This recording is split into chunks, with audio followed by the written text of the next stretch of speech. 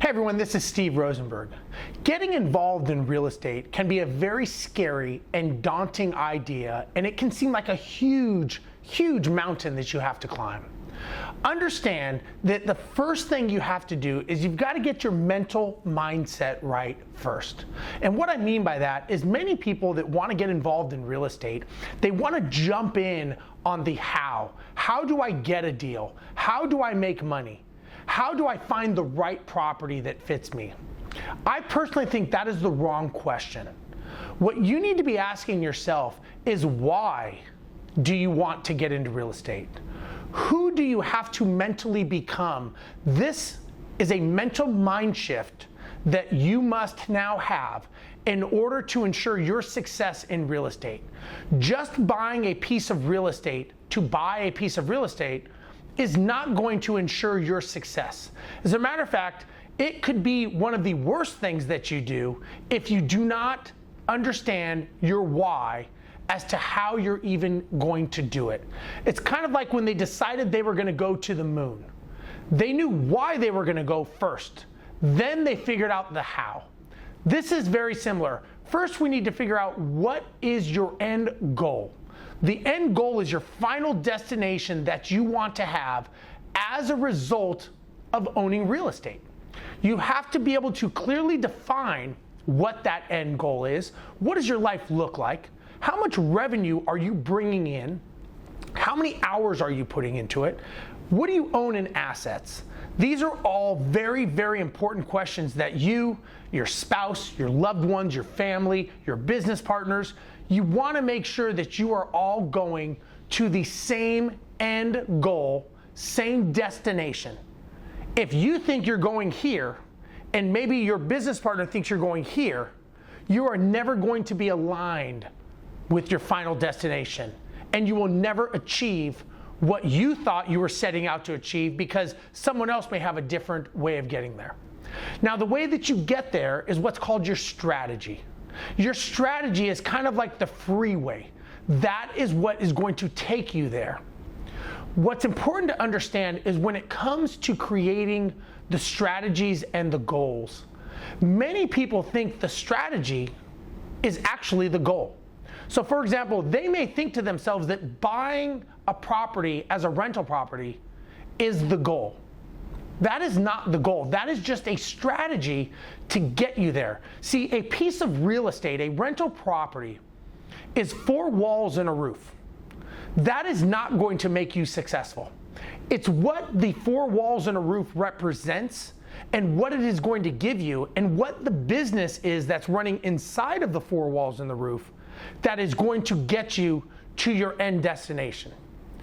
You see, a rental property is a vehicle. This is just a financial vehicle, just like a stock, just like intellectual property, just like real estate.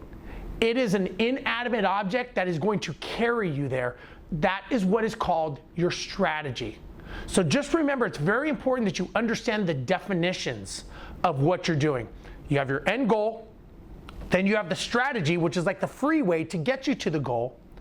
And the last thing you have is what's called the tactic. Now, the tactic is like the car or the bus or the truck.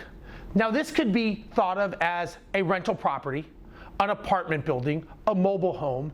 Those are the tactics that you're going to use that are going to take you on the freeway strategy to get you to the end goal. And this is very important to understand, because before you even get the right car, you've got to know where you're going, and then you got to figure out how you're going to get there. The car, the tactic, the house, that is actually the last piece of the puzzle. First, you've got to figure this out. And sometimes having the strategy may mean that you have to purchase investment properties out of your area. This is when you have to start creating your team. And you got to start creating the team around you, your goals, and your strategy. So whether you're investing in your backyard or you're investing out of state or out of country, you are only going to be as good and as successful as the people that you surround yourself, as your team.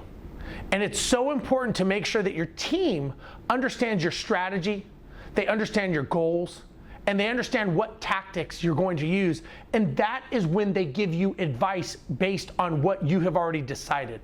You see, the worst thing people do is when they don't have an end goal, they can ask a bunch of people their opinion. Them giving you their opinion is really just them telling you what they think works for them based on their goals and their strategies. So if something doesn't work, they're going to say, well, that worked for me. And you're going to say, yeah, but I was going over here. And they're going to say, well, you never told me that. You just asked me if it was a good deal. Based on me, based on my goals, and based on my strategy, it was a good deal.